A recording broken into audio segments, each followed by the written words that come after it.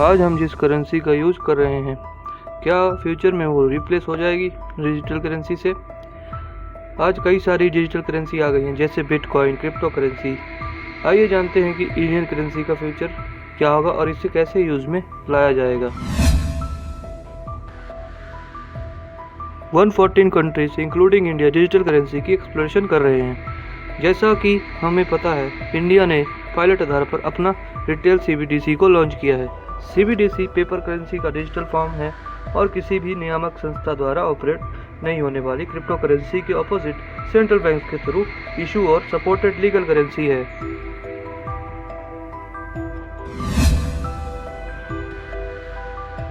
RBI central banks द्वारा issued और regulate e-rupee को नेक्स्ट जनरेशन के अनइंटरप्रेटेड यानी निर्बाध, यूबीक्यूशियस यानी सर्वव्यापी और एनोनिमस पेमेंट यानी गुमनाम भुगतान के रूप में देखता है, जो कस्टमर्स को वैल्यू डिलीवर करता है।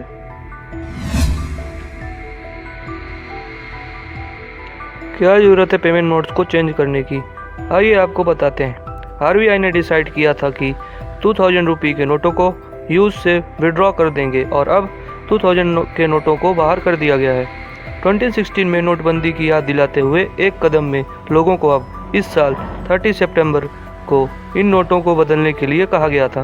ये स्टेप अब पेमेंट इंडस्ट्री में डेवलपमेंट को बढ़ावा देगा, जिससे डिजिटल बिजनेस मॉडल और इनोवेटिव सिस्टम के थ्रू रेवोल्यूशन देखने को मिलेगा। बैंक्स जो हैं वो कोलैबोरेट कर रहे हैं थर्ड पार्टी प्रोवाइडर के साथ, ताकि पेमेंट्स इकोसिस्टम में वो बूस्ट और इनोवेशन कर सकें।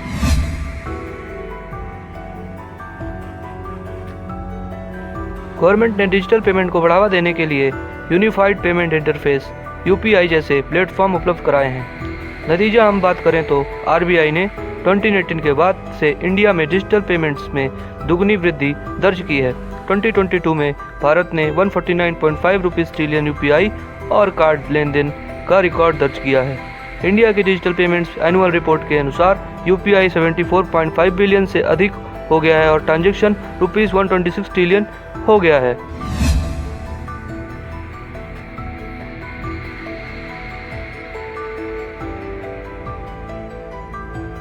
टेक्नोलॉजी स्पष्ट रूप से पैरेलल इवॉल्व है यूजर्स के और पेमेंट्स के लिए नए तरीकों के साथ यूजर के मामले में बढ़ रही है। पेमेंट्स जो होती हैं वो कोर होती हैं किसी भी फाइनेंशियल इंस्टीट्यूशन के लिए, इसलिए सेंट्रल बैंक्स के लिए न्यू रास्ते प्रोवाइड कराना कंपलसरी होता जा रहा है। रेलेवेंस के लिए नई दुनिया की फाइनेंशियलिटी प्रोवाइड कराना। Central bank digital currency CBDC एक ऐसा माध्यम है जिसका उद्देश्य सेंट्रल बैंक को व्यापक से फाइनेंशियल सर्विस को सुविधाजनक बनाने में मदद करना है।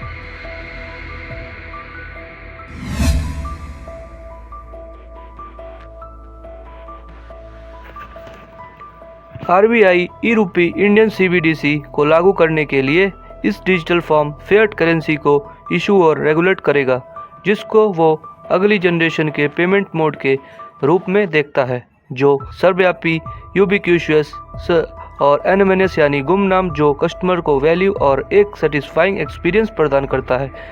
ई-रूपी पेमेंट्स के लिए अल्टरनेटिव के रूप में कार्य कर सकता है, जिसको इशू और प्रसारित करने में गवर्नमेंट को हैवी कॉस्ट और लॉन्ग प्रोसेस लगती है।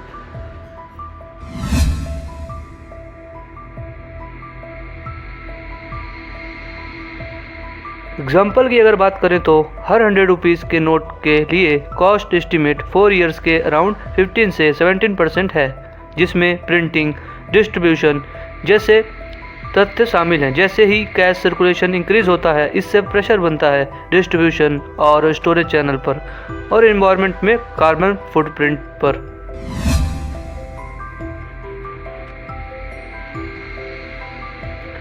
Large amount of cash circulation का मतलब है प्रेशर पड़ना रेगुलेटर्स और गवर्नमेंट की टर्म्स ऑफ प्रिंटिंग पे और डिस्ट्रीब्यूशन एंड स्टोरेज पर। इस तरह से नकली, खराब होने और बहुत से सिक्योरिटी रिस्क होते हैं।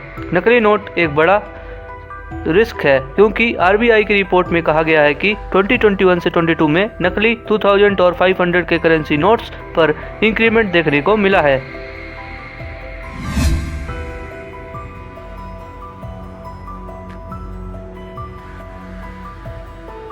इसमें कैश कैरी करने पर एक बड़ा रिस्क है, जैसे चोरी का रिस्क हम सब जानते हैं। वहीं ई रूपी सेंट्रल बैंक्स बेहतर यूज़ और कंट्रोल कर सकते हैं। इसलिए आरबीआई का सबसे पहला मोटिव है कि सीबीडीसी, जिसका फुल फॉर्म है सेंट्रल बैंक डिजिटल करेंसी, यानी डिजिटल करेंसी को लॉन्च करना।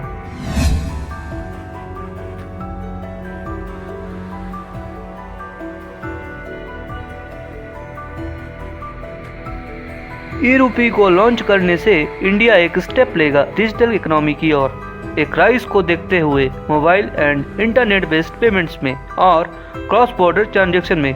क्रॉस बॉर्डर ट्रांजैक्शन का मतलब होता है कि जो बाहर व्यक्ति पैसे कमा रहा है, किसी तरह के काम कर रहा है, वो अपने पैसे इंडिया में अपनी फैमिली को भेजे, उसे क्रॉस बॉर्डर ट्रांजैक्शन करते हैं, जिसमें यूपीआई का एक बहुत बड़ा रोल है।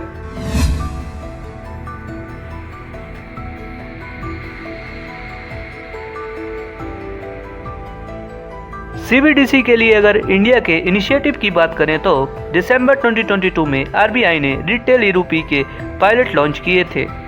ये पायलट एक डिजिटल वर्जन बनाने के मोटिव से लॉन्च किया गया था, जो सीबीडीसी में इंश्योर करने के लिए पेपर करेंसी गेज यूज के समान माना जाता है।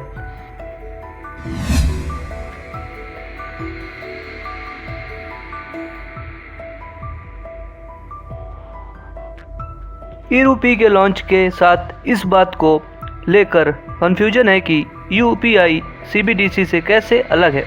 आइए डिफरेंस जानते हैं इन दोनों के बीच में।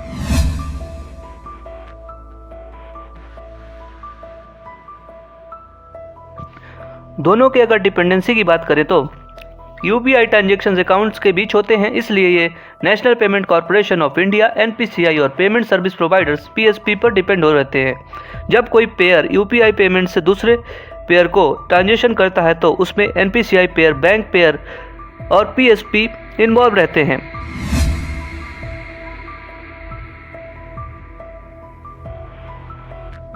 सीबीडीसी की इंडिपेंडेंसी की अगर बात करें तो सीबीडीसी वॉलेट इंडिपेंडेंट होता है फ्रॉम बैंक अकाउंट और ट्रांजैक्शन यूज वॉलेट बैलेंस से होता है। जब कोई पेयर सीबीडीसी वॉलेट देने वाले यानी पे का सीबीडीसी को स्कैन करता है या डिटेल्स को जोड़ता है तो मनी जो दूसरे के वॉलेट में चली जाती है बिना किसी थर्ड पार्टी के इन्वॉल्वमेंट के, इसीलिए इसे इंडिपेंडेंट कह सकते हैं। इसमें किसी थर्ड का इन्वॉल्वमेंट नहीं रहता है।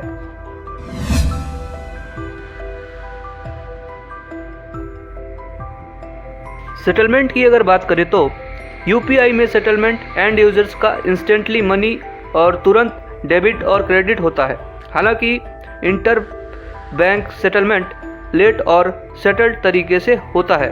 सीबीडीसी की अगर बात करें तो यहाँ कोई सेटलमेंट नहीं होता है, वॉलेट बैलेंस से दूसरे वॉलेट में ट्रांजैक्शन होता है।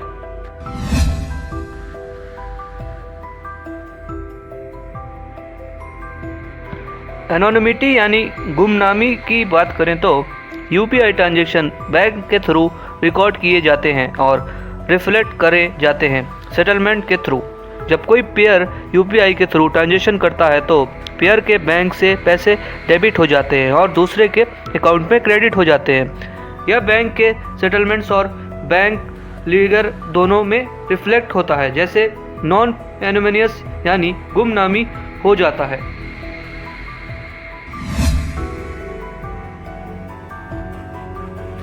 एनोनिमिटी यानी गुमनामी सीबीडीसी का एक की फीचर है, जिसमें एक वॉलेट से दूसरे वॉलेट में ट्रांजैक्शन पर कोई लेन देन डेटा कैप्चर नहीं किया जाता। सीबीडीसी वाले ट्रांजैक्शंस के दौरान कोई डिपेंडेंसी और इंटरमीडिएशन नहीं होती।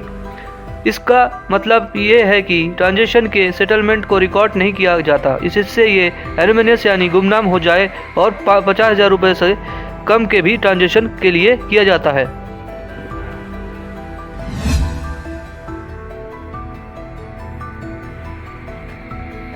लायबिलिटी की अगर बात करें तो यूपीआई में लायबिलिटी यूजर्स और बैंक अकाउंट का होता है। सीबीडीसी की अगर बात करें तो लायबिलिटी जो है सेंट्रल बैंक के पास है, जो कि आरबीआई है।